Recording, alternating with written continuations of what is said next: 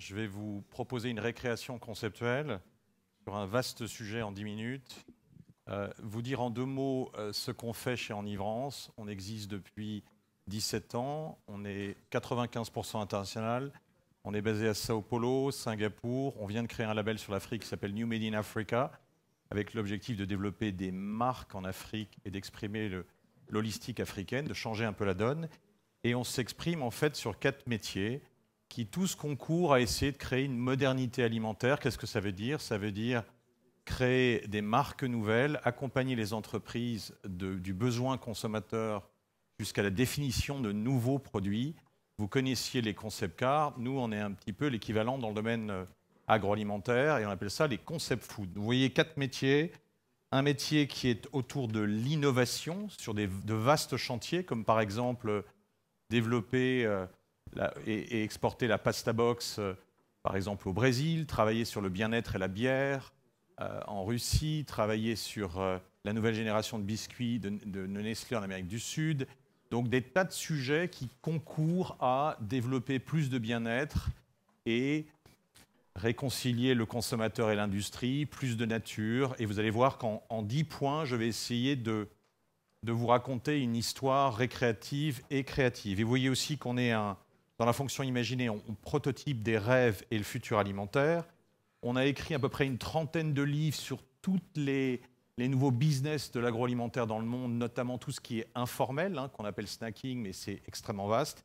Et en même temps, on essaye, pays par pays, région par région, de créer des plateformes collaboratives. C'est-à-dire on vient de travailler pendant 3 ans au Brésil sur comment regrouper une quinzaine d'entreprises agroalimentaires pour changer l'image du Brésil, pour la faire passer de la commodity au lifestyle, à l'émotion, au service et tutti quanti. Alors, j'ai traité le sujet en vous proposant une dizaine d'angles d'attaque pour traiter les leviers qui façonnent en quelque sorte la future identité alimentaire que nous souhaitons. La première, c'est la conscience du vivant. On a tous bien perçu qu'on arrive au bout du bout d'un modèle industriel à qui on a délégué le sens à travers le process, et aujourd'hui se pose la question de quel type de produit voulons-nous manger? Est-ce qu'on peut, au fond, manger autre chose que de la calorie vide? Est-ce qu'on transmet des aliments morts ou des aliments vivants? Ça veut dire que nous, consommateurs, on attend et on est vraiment de plus en plus exigeants sur le type de produit qu'on va recevoir. Et la question, ce n'est pas que produire, c'est comment produire. Et on le voit dans les céréales, dans le lait, dans la viande, sur ce conflit entre viande, protéines animales, protéines végétales. C'est pas faut-il arrêter de manger de la viande, c'est qu'est-ce qu'on transmet? Est-ce que quand on consommera moins demain, on recevra plus? Autre question, c'est ce que j'appelle la géographie égalitaire.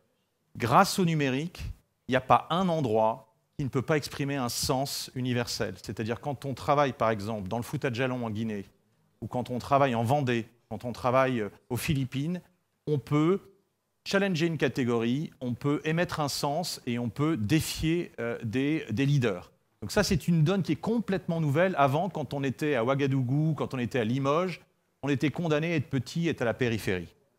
Autre chose, le capitalisme de l'imaginaire. Mot un peu pompeux, mais qui dit quoi?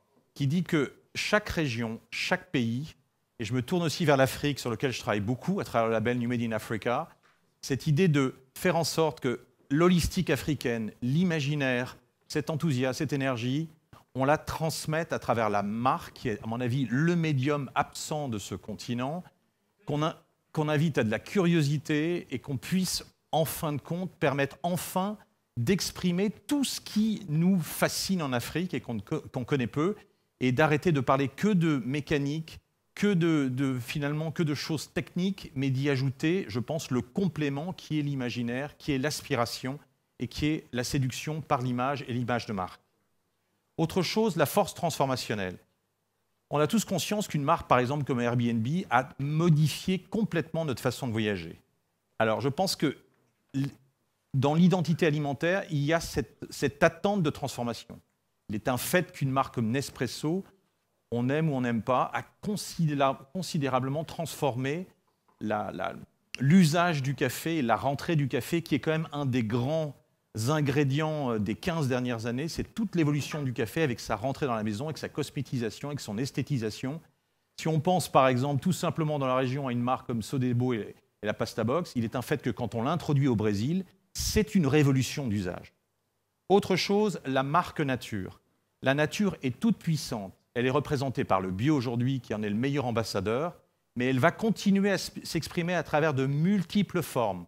Le consommateur a repris le sens et la nature, elle a besoin d'intelligence, de canaux d'expression, de canaux d'exploitation. Il y a la partie technique qui est indispensable et il y a toute cette partie sur la forme, mais la forme, ce n'est pas que l'artifice, c'est fondamental. Aujourd'hui, on a besoin de soft power pour faire en sorte que quand on visite, par exemple, avec l'Agri Startup Summit, cette ferme de biométhane, eh bien, on est enchanté parce qu'on se dit que d'intelligence autour du lisier et du fumier. C'est quand même phénoménal. Autre chose, la détonation narrative. Vous connaissez tous la marque Michel Augustin, qui fait du bruit, qui est dans le buzz, avec sa banane raie, c'est très vocal. C'est l'importation du modèle anglo-saxon en France. Qu'est-ce qu'il faut retenir? Il faut retenir qu'une identité passe par une histoire et on est au début du commencement d'une nouvelle grammaire lexicale sémantique en matière d'histoire alimentaire. Chaque région, chaque producteur, en Afrique, ici et là, doit raconter son histoire, doit nous toucher et doit nous faire part de son émotion. Autre chose, le design d'expérience. Je vous ai mis cette image de Rio et des pavés de Rio parce qu'au fond, Rio, si on devait retenir qu'une image de Rio, on pourrait retenir les volutes et le mouvement des pavés. Ça veut dire quoi? Ça veut dire que l'expérience, c'est le produit du XXIe siècle. C'est-à-dire qu'on n'achète pas un ingrédient, on achète un système d'expérience, un système de valeurs. Et c'est fondamental de se dire que dans la proposition de valeur, on intègre un puzzle qui touche l'émotion, la fonction, le partage, le social, l'ancrage, toutes ces choses-là. Donc, on est des producteurs de vision et des vendeurs d'expérience. Autre chose, la tradition. On a souvent entendu qu'on opposait tradition, modernité, des choses qu'on a, une espèce d'archétype poncif qui fatigue. Je pense que la tradition est un devoir d'avenir. Quand on a des traditions, on doit les faire vivre. Il y a un marché gigantesque dans le monde autour de l'identité alimentaire sur l'animation des grands classiques. Vous savez qu'on est dans le domaine alimentaire hyper classique, hyper conventionnel et qu'on mange que ce qu'on connaît ou que finalement ce qu'on a mangé depuis qu'on est tout petit.